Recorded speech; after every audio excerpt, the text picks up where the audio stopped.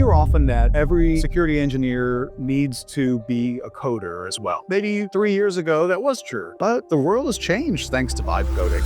How about we start with your journey, Kerry? I never intended to be a CISO. I started out as a network engineer. I never wanted to be a feature developer. I really love doing all the things that developers don't like to do. There's one thing about running security as a program, but then the other thing is how do you do it in an organized manner? And the term that I've heard the most is running security as a business function. That's the truth. I remember once when I was younger in my career, like an HR consultant came and spoke to us and he asked a question, how many of you in this room are business people? And no one raised their hand. And then how many of you are engineers? And we all raised our hand. And he said, you're wrong. You're all business people. What are the difficulties in running security like a business function for a CISO? We work in a discipline where the cost of failure is extremely high. It has good qualities because it makes us conscientious and thorough. Sometimes that's not the speed at which business wants to move. For security, there's just so many things that you have to look at. Is that also like a really big difference as to how the life of a CISO is so complicated than a life of like